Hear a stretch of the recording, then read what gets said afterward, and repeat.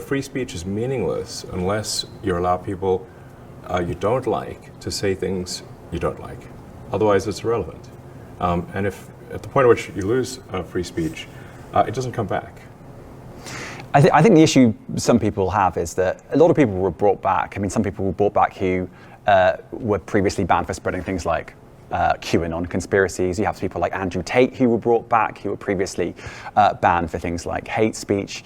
Do you think you prioritize freedom of speech over misinformation and hate speech?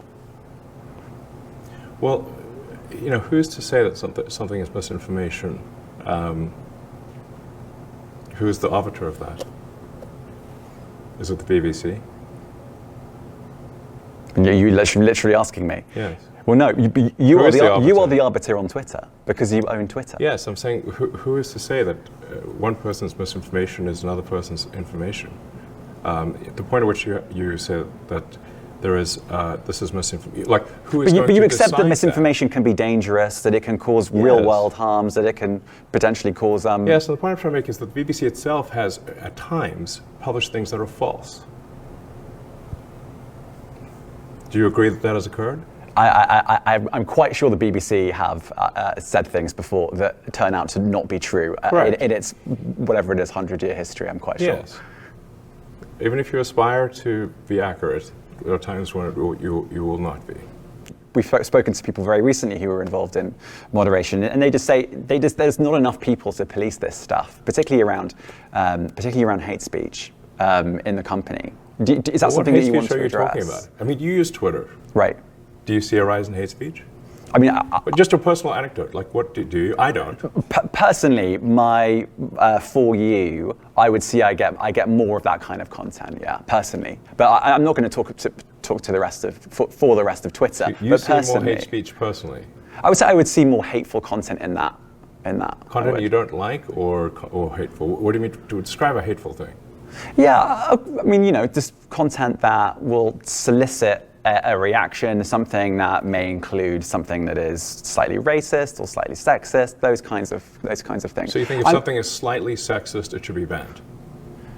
No, is that what you're saying? I'm not saying anything. I'm saying. Well, I'm just curious. I'm trying to understand what you mean by hateful content. And I'm asking for specific examples. And you just said that if something is slightly sexist, that's hateful content. Does that mean that it should be banned? Well, you've asked me whether my feed, whether it's got less or more. I'd say it's got slightly more. That's why I'm asking for examples. Can you name one example? I honestly don't use. Honestly, I don't. You can't name a single example. I'll tell you why. Because I don't actually use that For You feed anymore. Because I just don't particularly like it. And actually, a lot of people are quite similar. I only look at my following. You said you've seen more hateful content, but you can't name a single example, not even one. I'm not sure I've used that feed for the last 3 or 4 weeks, and how did you see the hateful content? Because I've been using Twitter since you've taken it over for the last 6 months. Okay, so then you must have at some point seen the For You hateful content. I'm asking for one example. Right. And you can't give a single one. And I'm saying then I say, sir, that you don't know what you're talking about. Really? Yes, because you can't give me a single example of hateful content, not even one tweet, and yet you claimed that the hateful content was high. Well, that's a false. No, what I claimed. You just lied. No. Gotcha, bitch.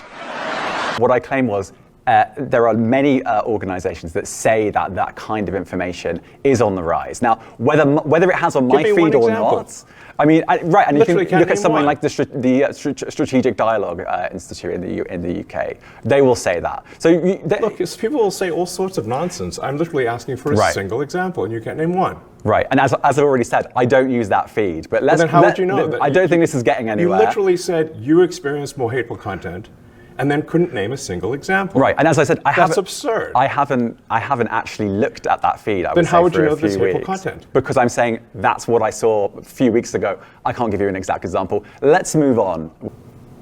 And what about the fact that the BBC was put under pressure by the British government to change its editorial policy? Are you aware of that? This is not an interview about the BBC. Oh, you thought it wasn't? I see now why you've done Twitter Spaces. I am not a representative of the BBC's editorial policy. I want to make that clear. Let's talk about something else. If you want to talk about the BBC, all right. Let's talk about something else. You weren't expecting that. Welcome to the death of the age of reason. There is no right or wrong. Not anymore. There's only being in and then being out.